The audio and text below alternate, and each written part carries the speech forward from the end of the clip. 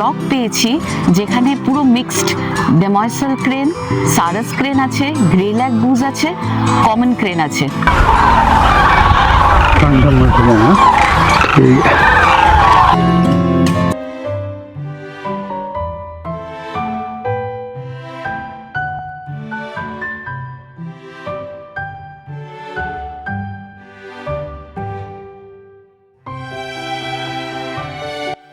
গত পর্বগুলিতে আমরা দেখে নিয়েছিলাম এলার্কে ও নলসরোবরের পাখি ও প্রকৃতি।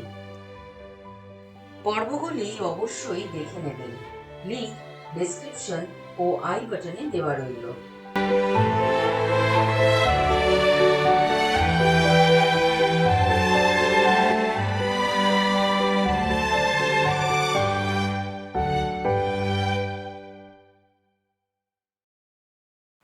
আসুন এখানকার খাওয়া দাওয়া একটু দেখে নিই, তারপর পাখি দেখা যাবে। আমরা এই দুপুরবেলা লাঞ্চ করতে যাচ্ছি, এখন 1টা মতো বাজে। আমরা যেখানে খেতে যাচ্ছি সেটা একটি মাত্র এখানকার ভেজ হোটেল আছে, সেখানেই যাচ্ছি। এখানে ভেজিটেরিয়ান খাবার পাওয়া যায়, এখানে চিকেন ডিমও পাওয়া যায়, কিন্তু সকালবেলাটা ভেজিটেরিয়ানই খেতে চাইছি, তো সেই জন্য স্পেসিফিক্যালি ওই হোটেলটাতে যাচ্ছি। সেটা আমরা যেখানে আছি সেখান থেকে 10 কিলোমিটার দূরে। সো খেতে দুপুরবেলা লাঞ্চ করার জন্য 10 কিলোমিটার যেতে হয় আমাদের, তো সেটা মেনে নিতে হবে। এন্ড অফ দ্য ডে আমরা এসছি বার্ডিং করতে, তো সেটাই মূল উদ্দেশ্য। এখানের এটাই একমাত্র খাওয়ার জায়গা, তো এখানেই খেতে হবে। আমাদের গুজরাটি খাবার এসছে, ভাত আছে, একটা কিসের তরকারি আছে জানি না, একটা আলুর তরকারি আছে, একটা ডাল আছে, এক চুবড়ি পাঁপড় আসবে, কালারফুল পাঁপড়। এটা হচ্ছে কালারফুল পাঁপড়, তার সঙ্গে আচার এসছে, এটা ক্যাপসিকাম, আর ওটা হচ্ছে মিষ্টি, আর হ্যাঁ ওই গুড়, হ্যাঁ ওরা খুব গুড় খায়। আর এইটা কি, এই হলুদ, না না আচারের পাশেরটা ও বিট আর বাঁধাকপি দিয়ে ভালো হবে সবজিটা, তো আমার তো খেয়ে ভালোই লাগছে। ও বাটার মিল্কও দিয়েছে, রুটিও আছে, হ্যাঁ রুটিও দিয়ে গেছে। তারপরে আমি একটা দুপুরে খাওয়ার পর আমরা বেরিয়ে পড়লাম পাখি দেখতে। আমাদের প্রথম গন্তব্য ছিল একটি মন্দির চত্বর, যেখানে স্পটেড আউলেটের খোঁজ পাওয়া যায়। এখানেই নিম গাছের পাতায় লুকিয়ে আমাদের দিকে তীক্ষ্ণ দৃষ্টি রেখেছে সে।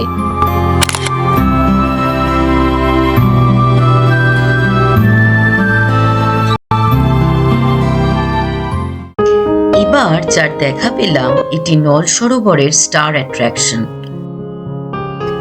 দেখুন তো এই চাষের ক্ষেতে কি কোনো পাখি দেখা যাচ্ছে? ভালো করে লক্ষ্য করুন, কি একটা নড়ল যেন। হ্যাঁ ওই তো আমাদের কাঙ্ক্ষিত শর্ট ইয়ার্ড আউল। দূর থেকেই তার বেশ কিছু হ্যাবিট্যাট শট নেওয়া হলো।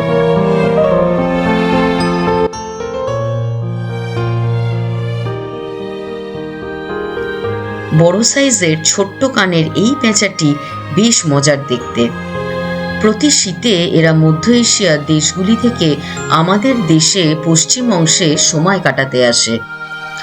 অন্য পেঁচারা যেমন রাত্রিবেলা শিকার করে, এরা কিন্তু ঠিক তার উল্টো। ভোরবেলা ও বিকেলের দিকে এরা বেশি অ্যাক্টিভ থাকে।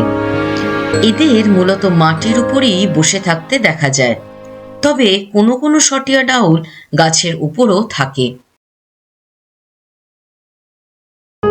ইকবাল আমাদের ক্যামেরা নিয়ে ক্রল করে ওর কাছাকাছি পৌঁছে বেশ কয়েকটা ছবি তুলে আনলো।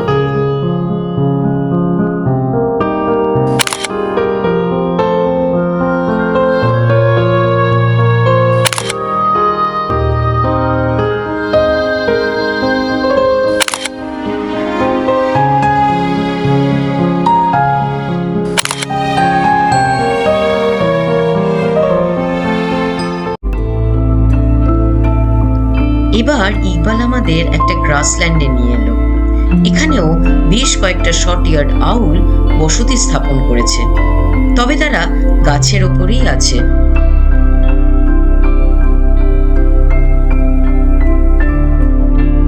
দূরের বাবলা গাছে বসে আছে সে।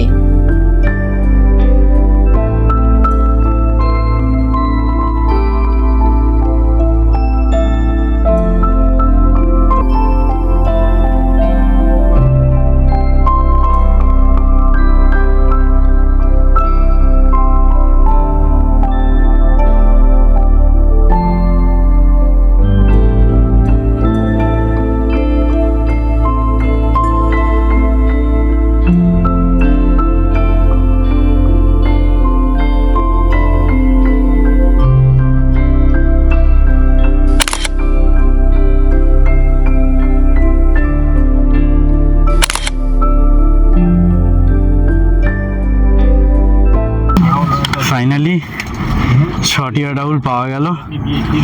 মাটিতে বসে গাছের ওপরে যত ধরনের শর্টিয়া ডাউল পাওয়া যেতে পারে সব পাওয়া গেল। একটা স্বপ্ন ছিল শর্টিয়া ডাউল দেখা, হলো।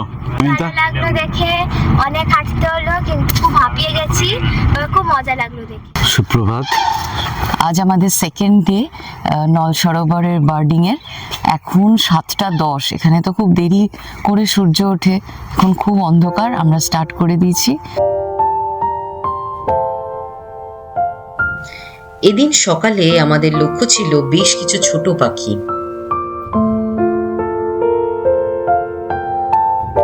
এই জায়গাতে আমাদের অনেকগুলো পাখি লাইফার হলো। প্রথমেই পেলাম গ্রাস হপার ওয়ার্বলার। আর 5টা ওয়ার্বলারের মতোই এরা প্রচন্ড চঞ্চল।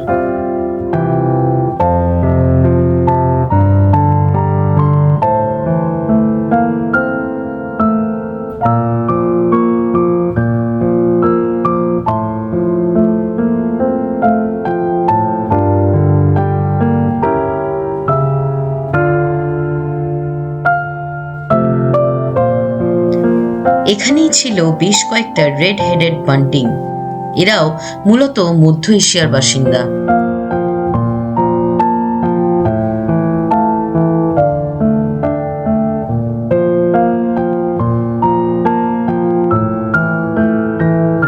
খুব কম সময়ের জন্য দেখতে পেলাম একজোড়া ব্ল্যাক হেডেড বান্টিং।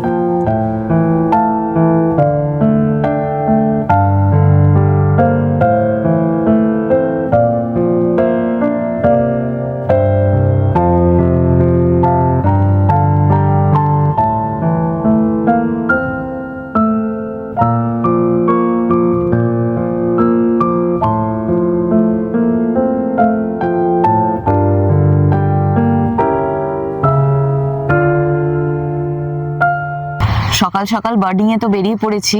অনেক লাইফার হলো আজকের, bunting specially red headed bunting, black headed bunting, সঙ্গে আরেকটা খুব স্পেশাল ছোট্ট পাখি পেলাম। কি নাম যেন পাখিটা? গ্রাস হপার ওয়ার্বলার।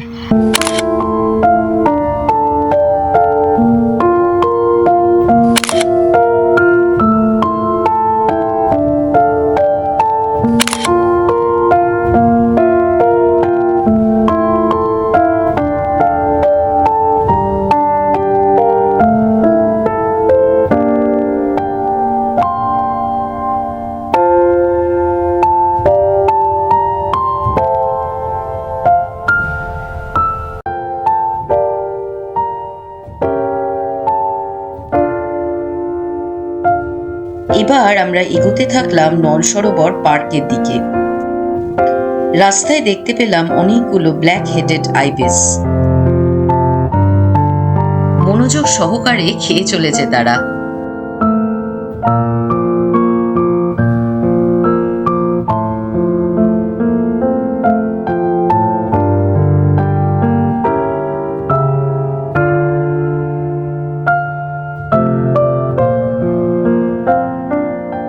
নল সরোবর পার্কে গিয়ে পেলাম ফরেস্ট ওয়াকটেল। ডোরাকাটা খঞ্জনাটি দেখে মন ভরে গেল। নল সরোবরের ঠিক পাশের গ্রাসল্যান্ডেই দেখতে পেলাম আরেকটি লাইফার পাখি, সোশ্যাবল ল্যাপউইং। এরাও সেন্ট্রাল এশিয়া থেকে গুজরাট এসেছে। IUCN লিস্টে এরা ক্রিটিক্যালি এন্ডেঞ্জার্ড স্পিসিস।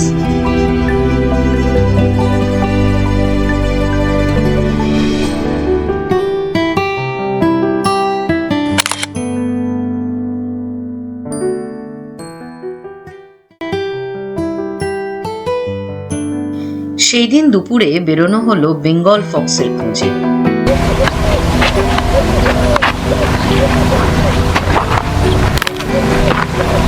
পুরো বাবলা গাছের গভীর জঙ্গল। আর কত বেশি অনেক খোঁজার পরেও বেঙ্গল ফক্স না পেলেও দেখা পেলাম একটা সাইকিস নাইট জার।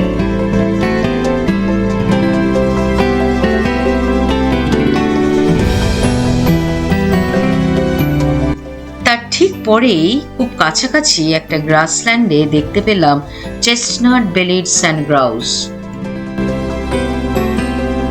ভারতবর্ষ ও আফ্রিকার ডেজার্ট বা সেমি ডেজার্ট অঞ্চলে এরা বসবাস করে।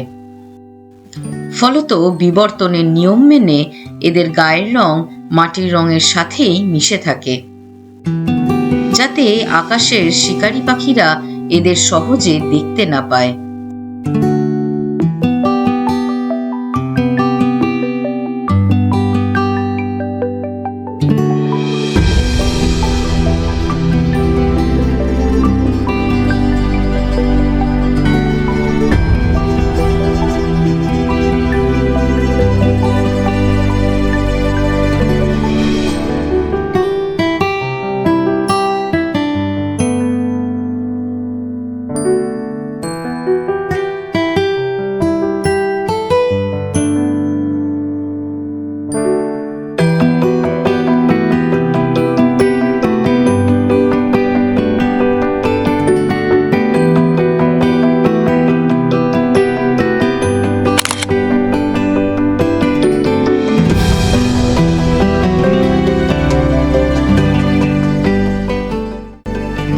ওই গ্রাসল্যান্ডেই পেলাম আরো কিছু পাখি।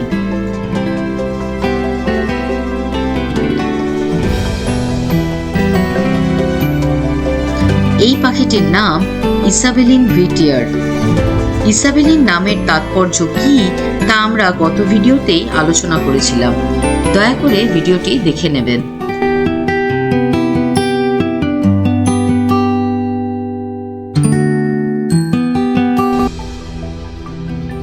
এবার দেখতে পেলাম একটি ইউরেশিয়ান রাইনেক। এরা উডপেকার ফ্যামিলির সদস্য, যদিও কাঠঠোকরাদের মতো কাঠ ঠুকতে এদের দেখা যায় না, তবে ক্ষুদ্র পিঁপড়েই ওদের প্রিয় খাদ্য।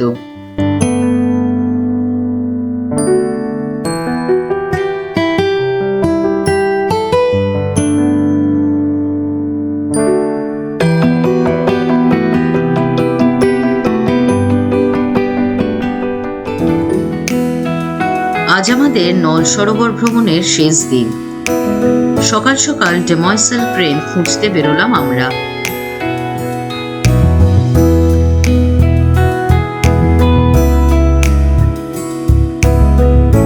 এইদিকে প্রচুর কমন ট্রেন, প্রচন্ড ডাকছে, উড়ছে, বসছে, কয়েকশো কমন ট্রেন। আমরা দেখছি যে ওখানে হেঁটে যাব না গাড়ি যাওয়া যদি সম্ভব হয় তাহলে গাড়ি নিয়ে যাব। ক্ষেতের মধ্যে দিয়ে আমরা হাঁটাই প্রেফার করলাম।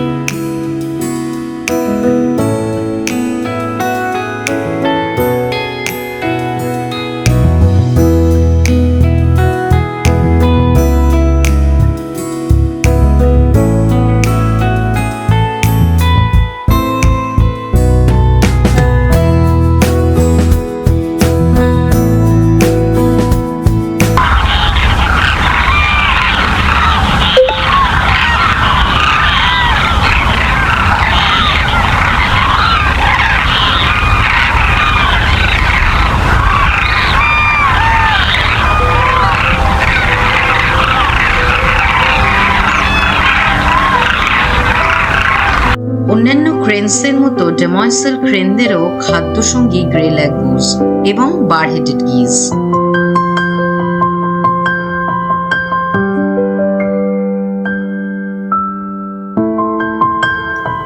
ডেময়সেল একটি ফ্রেঞ্চ শব্দ।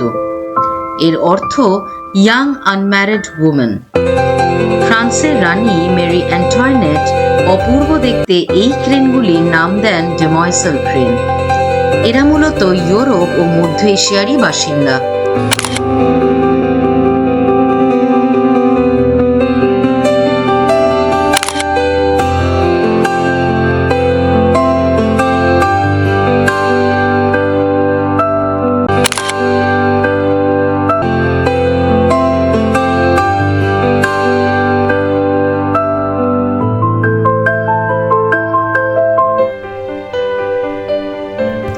ফেরার পথে দেখলাম ইন্ডিয়ান স্পটেড ইগল ও মার্শ হ্যারিয়ার, দুই শিকারী পাখি এক মাঠে বসে আছে।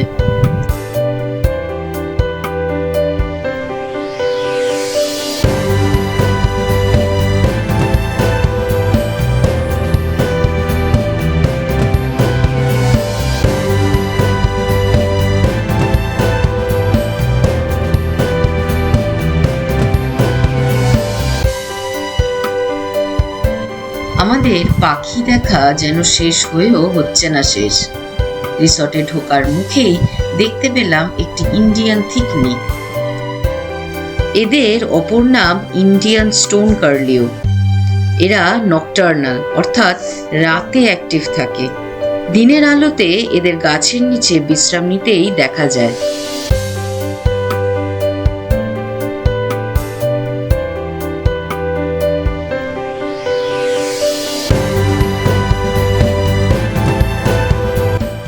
নল সরোবরে আমাদের শেষ দর্শন হয়েছিল ইন্ডিয়ান উলি নেকড স্টর্ক।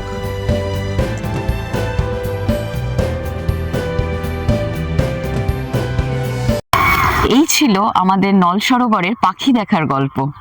যদি এই ভিডিওটি ভালো লেগে থাকে তবে লাইক ও সাবস্ক্রাইব করুন আমাদের চ্যানেল ওয়াইল্ড আনলিমিটেড।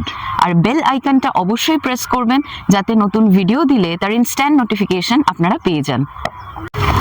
আসুন ঘুরতে থাকি, দেখতে থাকি, জানতে থাকি ওয়াইল্ড আনলিমিটেডের সঙ্গে। ধন্যবাদ। ধন্যবাদ।